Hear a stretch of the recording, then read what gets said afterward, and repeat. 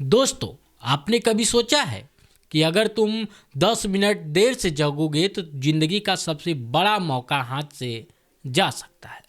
क्या होगा अगर तुम्हारे हाथ में किस्मत हो और तुम उसे खो दो, सिर्फ इसलिए कि तुमने कहा अभी बहुत वक्त है।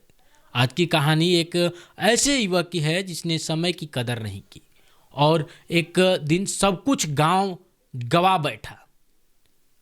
शिवपुर नाम के एक शहर में एक अर्जुन नाम का युवक रहता था। अर्जुन समझदार था, लेकिन उसकी सबसे बड़ा दुश्मन था उसका आलस्य था। हर जरूरी काम को वह यह कहकर टाल देता था कि कल कर लेंगे। उसके माता पिता उसे बहुत समझाते थे कि बेटा, तुम्हारा यह समय बहुत कीमती है, बुरी आदतें छोड़ दो और पढ़ाई पर ध्यान दो। लेकिन अर्जुन को लगता था कि यह सब पुरानी बातें हैं। कुछ दिन बाद अर्जुन पढ़ाई के लिए शहर गया, लेकिन वहाँ भी उसकी आदतें नहीं बदली।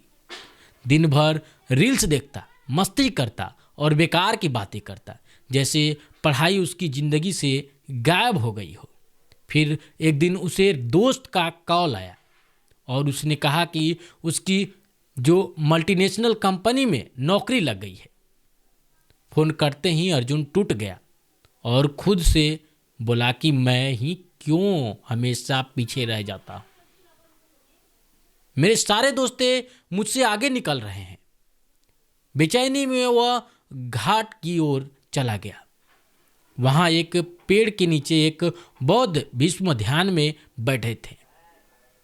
अर्जुन ने उनसे कहा, भंते मेरी मदद कीजिए, मैं हार गया हूं। बिच्छू ने आंख खोली और शांत स्वर में बोला, वक्त तुम्हारा संघर्ष इसलिए है क्योंकि तुम समय की कदर नहीं करते हो। मैं तुम्हें एक कहानी सुनाता हूँ, ध्यान से सुनो। एक बार की बात है। एक बार एक दयालु राजा के पास एक बहुत ही गरीब आदमी आया जिसका नाम रामू था। शरीर से कमजोर, फटे कपड़े और थकी हुई आंखें। रामू ने कहा, महाराज, मैं कई दिनों से भूखा हूँ, कोई काम नहीं मिला। राजा को दया आ गई और उसने कहा कि मैं तुम्हें एक अवसर देता हूँ। आज सूर्यास्त से पहले मेरे महल से जितना सोना है उठा सको वह सब तुम्हारा होगा, लेकिन सूर्य डूबते ही दरवाजे बंद हो जाएंगे।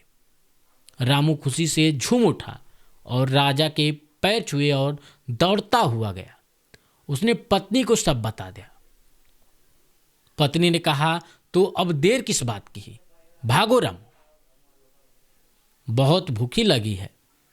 पहले खाना खा लूं। रामू ने कहा कि पहले खाना खा लूं फिर वेद करेंगे। पत्नी ने मना किया, लेकिन रामू आराम से खाना खाने लगा जैसे समय की कोई कमी ही ना हो। खाने के बाद उसने कहा, थोड़ी देर सो लेता हूं, अभी बहुत वक्त है। थोड़ी देर की नींद दो घंटे में बदल गई। आंख खुली तो सूर्य काफी ऊपर था। घबरा करके वह महल की ओर भागा। रास्ते में तेज धूप थी और उसे एक पेड़ दिखा और उसने सोचा थोड़ी देर जो है वहाँ बैठ जाता हूँ। ठंडी हवा भी थी। फिर से नींद आ गई उसे और इस बार 4 घंटे बीत गए। अब आंख खुली तो सूरज ढलने को था। रामू डर के मारे दौड़ा पड़ा। भागते हुए मन की बस यही उसके मन में था कि मैंने इतना समय क्यों बर्बाद किया। महल पहुंचा तो जो पहरेदार थे दरवाजा बंद कर रहे थे। उसने चिल्लाया, लेकिन ठीक सूर्यास्त के साथ दरवाजा बंद हो गया। रामू रो पड़ा, हाथ जोड़कर गिड़गिड़ाया, लेकिन समय खत्म हो चुका था। उसने अमीर बनने का मौका सिर्फ इसलिए गवा दिया क्योंकि उसने समय की कीमत नहीं समझी।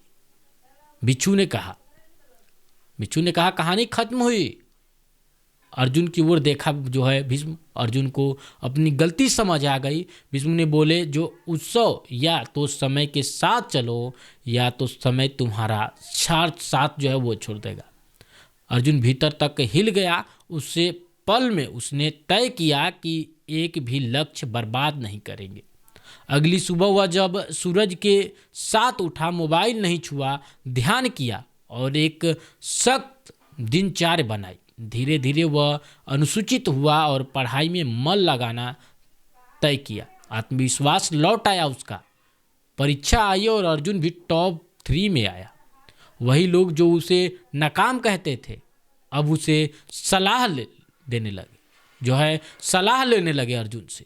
वह फिर विष्णु के पास गया, लेकिन वहाँ सिर्फ एक पट्टी थी जिस पर लिखा था, जिसने समय को साथ लिया उसे अब गुरु की जरूरत नहीं। अर्जुन मुस्कुराया। उसने कॉलेज में समय साधना नाम से एक समूह शुरू किया और युवाओं को प्रेरित करने लगा। एक प्रेरित में जो सेमिनार में उसे पूछा गया, आपकी सफलता का राज क्या है, तो उसने कहा वर्तमान क्षण, क्योंकि इसी में सब कुछ संभव है। समय और गरीबी को सबसे बराबर, जो समय और जो गरीबी है सबको बराबर मिलता है।